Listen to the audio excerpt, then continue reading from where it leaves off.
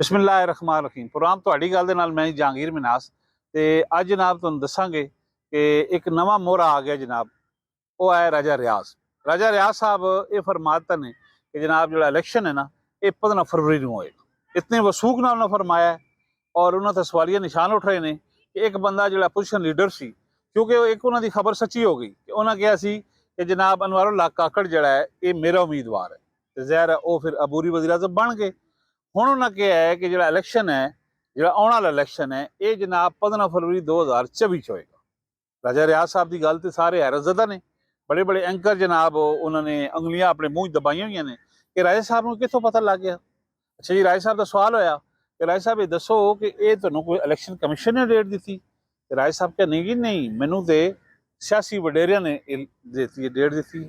उन्होंने कहा जी वडेरे किहड़े ने? उन्होंने कहा जी सियासी वडेरे ने, मैं ना नहीं लै सकदा, लेकिन ये डेट उन्होंने मैंने दसी है और नाल उन्होंने धमाका खेज एक और खबर दे दी। उन्होंने कहा जी कि इमरान खान की जी जमात है ना PTI, इस पर पाबंदी लग रही। उन्होंने कहा जी अच्छा पाबंदी लग रही। उन्होंने कहा जी पाबंदी लगेगी तो जो अगला इलेक्शन है उस बैलेट पेपर से जो है ना बले का निशान ही नहीं होएगा। एक नवी बैच छिड़ गई है कि जनाब तुहानूं इतना पहले पता लग गया है। उन्होंने कहा जी कि जिस वक्त इलेक्शन कमीशन पाबंदी ला देगा किसी जमात से, जिला उस जमात का माहौल बनाया जा रहा है, और जो पाबंदी लग जाए तो ला महला फिर जो इंतखाबी निशान है वह बैलेट पेपर से आंदे ही नहीं। और जनाब ये नवी एक हलचल पैदा हो गई वफाकी दारुल हुकूमत के, क्योंकि इमरान खान तो जेल च अडयाला जेल च, वो वकला की टीम एक नवी तश्कील हुई है। उन्होंने आज जनाब सुप्रीम कोर्ट के अपील भी दायर की है कि मेरे केस जल्दी जल्दी निपटाए जान और मैनू इंसाफ दिता जाए। और उसने हाई कोर्ट के भी अपनी बेल वास्ते उन्होंने केस लगा हुआ है। लेकिन गल यह है कि राजा रियाज साहब जी गल की बिल्कुल चौंका देने वाली गल है कि सिरे तो ही PTI जिदा अच्छा खासा इस मुल्क वोट बैंक है और जिन्हों की पिछली हुकूमत सी कि ना सिर्फ उन्होंने पाबंदी लग रही बल्कि उन्होंने बैलेट पेपर से इंतखाबी निशान ही नहीं होएगा। जनाब हम हैरतज़दा ये खबर डिस्कस हो रही है वफाकी दारुल हुकूमत के मुख्तलिफ हल्कों। और दूसरी जी खबर तुहाडे नाल डिस्कस करनी, तुहाडे नाल खबर जी शेयर करनी, वो खबर यह है कि निगरान वज़ीर आज़म काकड़ साहब जिहड़े ना ये भी नैबज़दा ने। इन्हां दे नैब का करप्शन का केस सी, ना सिर्फ इन्हां दा सी बल्कि इन्हां दे बेटे दे विच सी और एक केस सी 2020 का।